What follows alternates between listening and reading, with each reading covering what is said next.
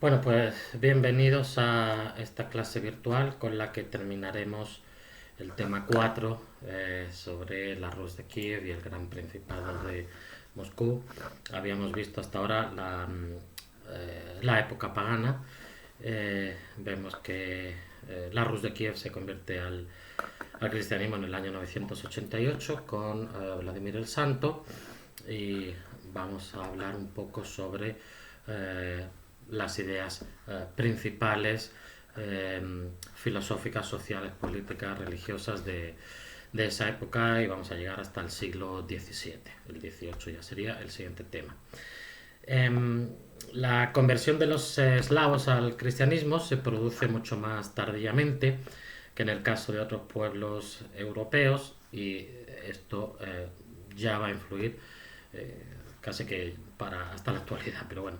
Ello se debe a causas geográficas. La protopatria eslava, según estuvimos viendo, pues se hallaba más alejada de los centros principales de difusión de esta religión. De hecho, los primeros en cristianizarse fueron precisamente los que se hallaban más próximos a Roma y Constantinopla. Y por razones históricas también, pues la expansión más tardía de los eslavos por Europa. En los primeros siglos del cristianismo, los eslavos, como vemos, están muy alejados y además ocupan un territorio relativamente pequeño. Es posteriormente cuando se van a expandir. En el caso de los eslavos, la cristianización se dio en primer lugar en las clases dirigentes y fue impuesta al pueblo por los gobernantes. Es decir, siguió una dirección inversa a la que había tenido en el caso de judíos, griegos y romanos.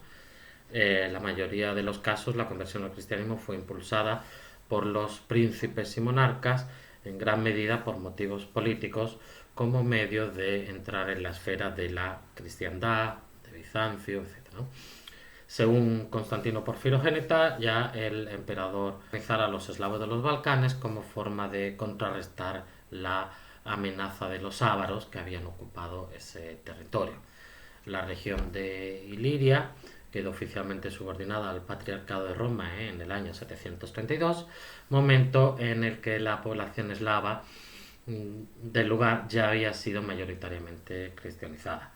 Los eslavos habitantes de los Alpes, lo que será posteriormente Carantania, que va a dar lugar posteriormente a la actual Eslovenia, habrían recibido las primeras misiones cristianizadoras alrededor del año 600 por parte de misioneros irlandeses que desarrollaban su labor en la vecina Baviera. El estado de Carantania abandonó el paganismo oficialmente en el año 745, cuando entró a formar parte del Imperio Franco como medida defensiva contra los ávaros. Es entonces cuando el monje irlandés Virgilio, obispo de Salzburgo, lleva a cabo una evangelización efectiva entre los eslavos de ese país. En territorio de Croacia y Serbia, también bastante próximo, ¿no?, a los principales centros del cristianismo, la población fue siendo cristianizada entre el año 800 y 847. Los eslavos de Moravia y Panonia estaban ya cristianizados en el momento de la misión de Constantino y Metodio, ya hemos hablado de ella, en el año 863, y la conversión del primer príncipe moravo al cristianismo tuvo lugar en 845. Los búlgaros se convirtieron oficialmente a la nueva religión en el año 865 con el bautismo del zar Boris, Miguel, es un nombre cristiano. La conversión de Polonia se produce en el siglo X y viene dada por el bautismo de Mieszko I, primer gobernante histórico de Polonia, en el año 966. Y ya luego, para los eslavos orientales, pues tenemos la conocida fecha del año 988. Eh, todavía habría algunos eslavos posterior, todavía en el siglo XII, según se registra, como los polavos y algunos otros, pero bueno, nos vamos a centrar en los eslavos orientales. La entrada del cristianismo produjo en muchos casos una doble fe, se habla de doble fe. Sin embargo, hay que tratar con cuidado el concepto de doble fe, pues no se trataría de la simple convivencia sincrónica de dos sistemas de creencias opuestos, paganismo y cristianismo, sino de una mutua influencia y fusión de doctrinas de diverso origen.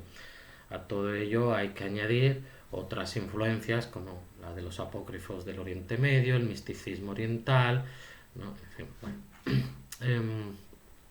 Según hemos apuntado ya anteriormente, la llegada del cristianismo produce esa doble fe que significa en unos casos sustitución y eliminación de creencias antiguas paganas, pero en muchos casos una fusión o remodelación de antiguos rituales.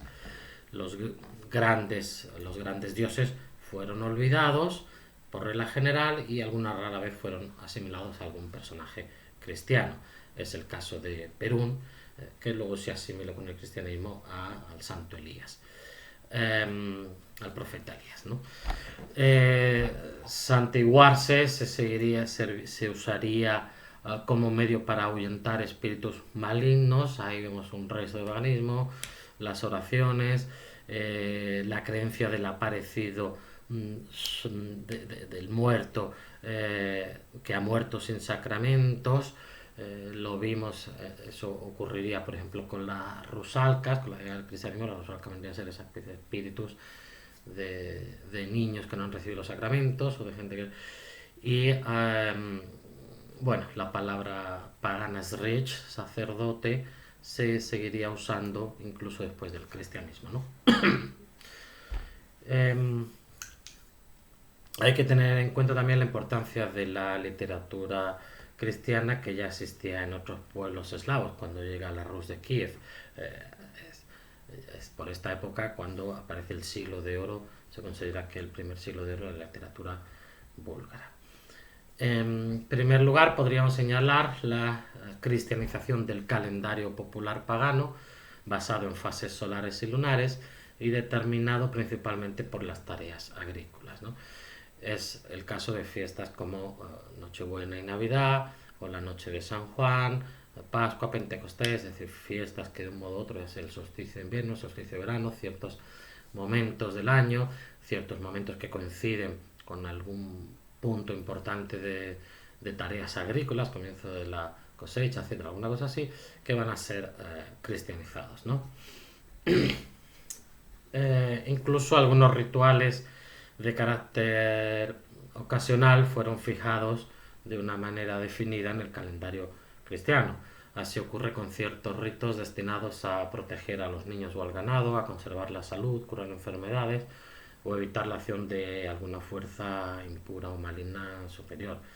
Estos ritos dieron lugar, por ejemplo, al Domingo de Ramos, lo que habría sido el Domingo del Sauce. Entre muchos eslavos aún se conservan fórmulas de origen pagano.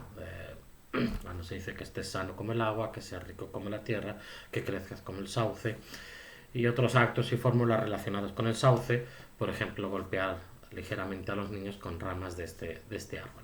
Todo esto se va a seguir manteniendo, ¿no? Muchas otras costumbres cristianizadas tienen un origen pagano, así por ejemplo la tradición de comer ciertos tipos de pan o bizcocho, el kulich o la pasja, se llama así pasja, que actualmente es la Pascua, esto entre los eslavos orientales, y hay algunas otras variantes, por ejemplo la chesnitza por Navidad entre los serbios, ¿no? Se remonta al culto el pan de los antiguos eslavos, el fruto del campo en el que trabajan. Así, el fin de la cosecha se destacaba con la llamada borodá o barba, cuando junto a un puñado de espigas se colocaban pan, sal y otros productos, así como aguardiente, y se cantaba. La costumbre de decorar huevos, los huevos de Pascua, parece ser remotísima, según datos arqueológicos, y estaba probablemente asociada con el renacimiento de la primavera, la idea del renacimiento de la primavera. El cristianismo asoció esta costumbre a la Pascua, a la resurrección de Cristo, ¿no? Como puede observarse, tras la llegada del cristianismo se conservaron y adaptaron muchas costumbres a la nueva religión. Se mantuvo igualmente la importancia de los elementos de la naturaleza, convertidos en símbolos cristianos, agua como bautismo y el agua bendita, fuego como símbolo de la llegada del Espíritu Santo y de la presencia de Dios en la vela que acompaña siempre al cuerpo de Cristo, la tierra como esencia del hombre, polvo eres y en polvo te has de convertir,